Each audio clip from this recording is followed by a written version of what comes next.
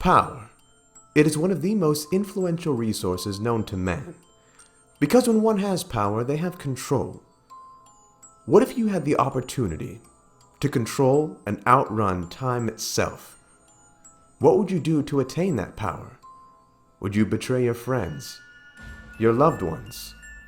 Well, in the case for Batman, he gets to answer this exact question in our story tonight entitled, Batman, the Red Death.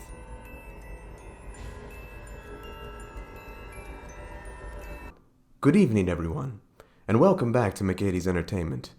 I'm your host, as always, Adam McGahee. In one of our last comic book videos, we found out just what would happen if Batman gained the sickening mentality of the Joker. In tonight's video, we'd find out just what would happen if Batman gained the extraordinary speed powers of the Flash. No, he would not become one of the greatest heroes that you might think he might become.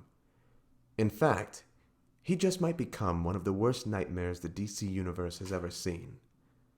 Stay tuned for tonight's episode of Batman, the Red Death. This story begins on Earth -52. Central City's greatest hero, the Flash, is panicked and terrified. Something has happened to his city. Something so catastrophic and horrible that it is causing the entire world to collapse. It is then revealed that during the midst of this chaos, the Flash is fighting something, or someone he'd rather not be fighting. Explosions of lightning, fire, and ice rain all around the speedster. It appears his greatest foes have teamed up and are using their powers against him. However, this is not the case. This is not a group of the Flash's greatest villains. This is solely one of the Flash's greatest friends, Batman. He is armed with every single weapon from each of the Flash's greatest enemies and is demanding for the Flash to give him his source of power, the source of his speed. Batman is demanding the Speed Force. Batman, I told you, I won't give you the Speed Force. I've lost people I love too, but... Then you should understand. If you don't help me willingly, I'll make you. We then see that on this Earth, something horrible happened that caused the deaths of everyone Batman ever loved. Something so horrible that it drove him over the edge, and now he wants the Flash's powers so he can turn back time and get his family back. The Flash knows the consequences of using his powers for time travel, and refuses to give Bruce his powers.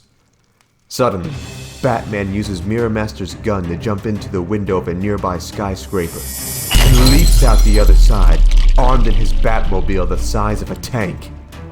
It didn't have to come to this. I asked for help and you rejected me. If our roles were flipped, I would use every tool at my disposal to get you what you needed. I said no because of your plans for the Speed Force. It is a dark path to run. I can see you're desperate and hurting. But no matter how many times the Flash tries to reason with Batman, it does not work. Bruce will not stop until he has the speed of the Flash. The Flash, realizing there is no more reasoning with his friend, fires a cyclone at Batman, knocking him to the ground. I'm sorry for what happened to your family, but it won't end there. We have to figure out how to save everyone, together. You're right. You're a good friend, Flash. I could always count on you. The Flash then goes to console Bruce, when suddenly Batman slams a syringe into the Flash's leg that it causes it to freeze instantly. Batman then punches the Flash right in the face, knocking him out cold. When the dazed Flash awakens, he is shocked and horrified at what he sees. Bruce has chained our hero to the front of the Batmobile and has started the engine. Bruce! What are you doing? Batman reveals that he has studied the Flash's power and has repurposed the engine of the Batmobile to harness the speed of the Flash. He plans to race into the Speed Force and suck the power directly from our hero. The Flash struggles to escape and pleads for Bruce not to do this.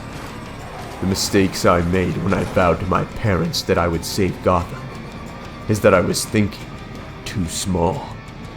I should have promised to save the world. Batman then slams on the gas, and the Batmobile roars forward, with the Flash screaming as he is chained to the hood. Suddenly, a wild burst of lightning and power bursts forth. Batman's plan worked. The Speed Force has opened.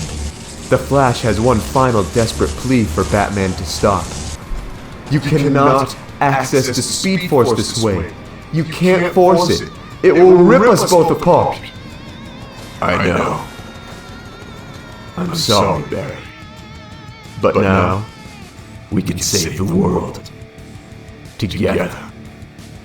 We then watch the flesh and bone peel off both men as they dive further and further, until a blinding flashing light all but consumes the two former heroes.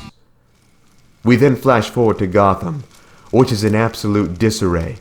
Gangs run the streets, and innocents run scared.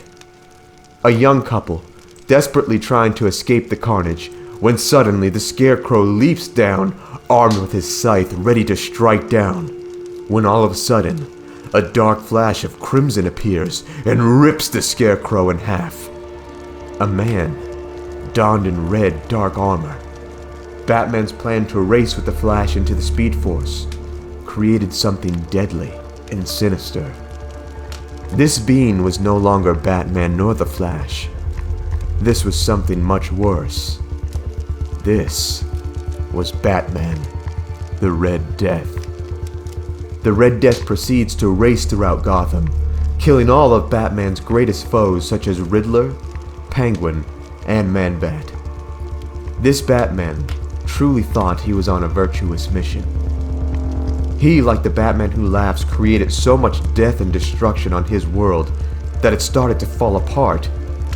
His world was dying.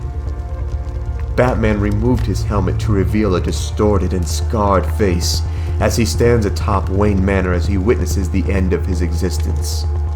There is part of me, something deep inside, that still gives me hope that I can save this world. He is then approached by a familiar voice, the voice of the Batman Who Laughs.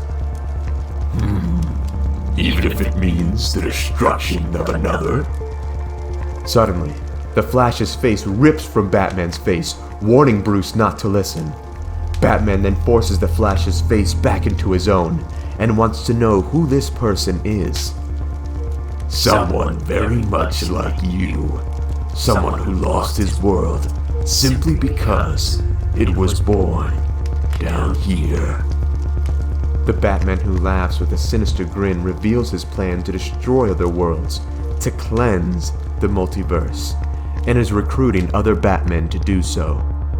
The Red Death places his helmet back on, and happily obliges to join this evil Batman on his path of destruction and chaos. What's going on, guys? That one was a little spooky too, wasn't it? Yo, thank you guys so much for watching this video, and forgive me for looking a little bit different than I did in the intro. I shot this on like completely different weeks. I shot the first half of this video a couple weeks ago, so I just finished editing the video now. It's like 11:30 at night, getting ready for bed, so yeah, in my jammies for this one. But yeah, guys, thank you so much again for watching this video. It really means a lot for those who support this channel. And if you did like this video, be sure to leave a like, and also be sure to like and subscribe to this channel so that way you'll be able to see all of my newest content when it comes out. And be sure to ring that bell below so that way you get all of the latest notifications. And be sure to tune in next time because I'm going to be doing a dramatic reading of Batman the Dawnbreaker. And that is an instance where Batman gains the power of a Green Lantern. And just kind of like with the Flash and with the Joker, things don't turn out how you'd expect. That'll do it for this episode of McGady's Entertainment. Thanks so much again for watching. God bless, and I will see you guys in the next one. Catch you later.